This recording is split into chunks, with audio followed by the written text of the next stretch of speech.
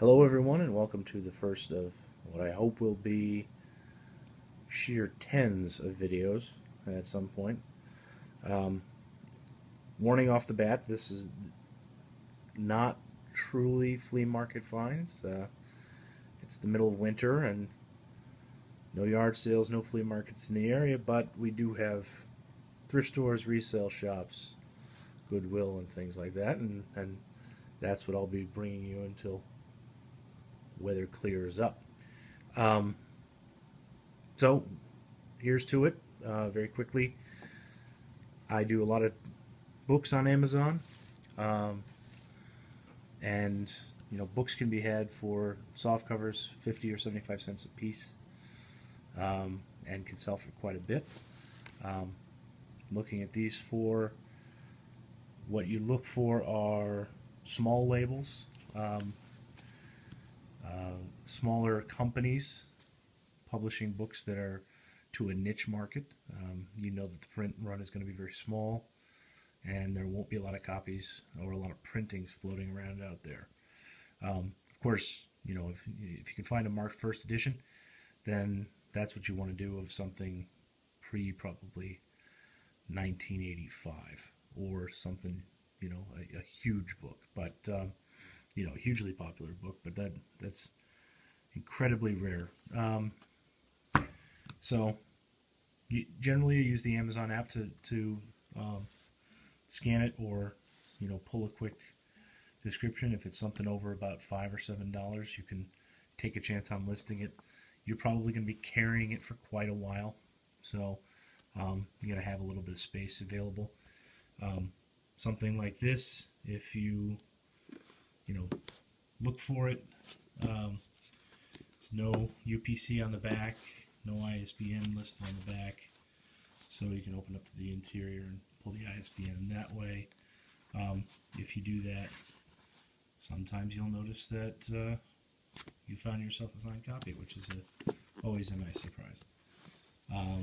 And as I said, a niche publication, something small, even if it's not in the greatest shape, it's got a lot of wear on it, and a couple of inscription inside, but looks like that's probably another signed copy.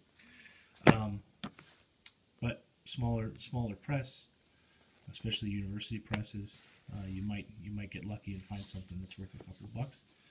And again, with kind of a smaller group, religious books are pretty popular, so worth checking out in any case.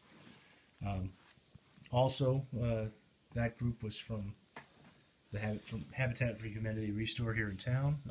So are these three lovely characters. Doughboys was 4. Probably too big to ship safely through eBay for the price. You list them a couple of times and see if they'll sell. If not, it's always a Craigslist or yard sale. You have a couple of company-wide or county-wide yard sales during the year. Just gear up for it and throw it in a box until then. Don't know exactly what this is, but got a nice little maker's mark on the bottom. Have to do a little bit of research to see what that is. If not, Mom may like it, and it was $2, so not a bad deal. Another small piece, you can tell that it's well made just based on the level of detail and then the kind of the quality of the craftsmanship. Also did a quick internet search and found Kingwood ceramics. Most of what I found was weeping gold. This looks like something that would be called weeping silver, so more research is needed before you can list that. But again, for $1.75, should have been $1.25, but for $1.75, what are you gonna do? Next little group was found at the Goodwill here in town.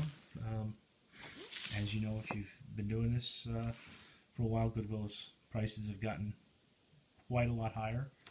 So you're not going to find many deals, especially on household items, things like that. But occasionally you will, especially on their half price day.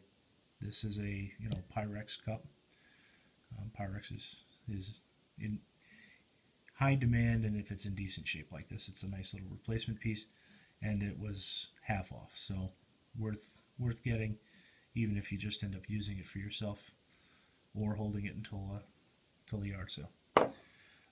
Again, 50 or 75 cents for paperback books. These were more in the religious area. Look for the smaller houses, the smaller publishing houses, and just make sure you check them beforehand. You don't want to end up with a penny book that you bought for $1. And finally, a couple of paperbacks. Now, here you're hoping that they're out of print. These are not. These are all in print and ebooks at this point, and have very little value, unless of course you want to read them, which I do recommend. But the other thing you can do is for, and you've had some success with these, for series books in a kind of a niche area. You can put them together as a series and sell them. This is part of a trilogy, so if you can pull together the trilogy, you can sell them for a little bit over what you purchased them for. So not a huge amount, but again, if you're pushing through a lot of volume and you don't have shipping costs, you can sell them at a yard sale or something like that. Then it's a pretty decent deal. So that's it for today. I'll try to post one of these videos whenever I find something that I think is worth talking about. Feel free to leave any comments that you'd like, or send me an email, and feedback is more than welcome. And if you have anything that you'd like to see more of, let me know. Thanks a lot.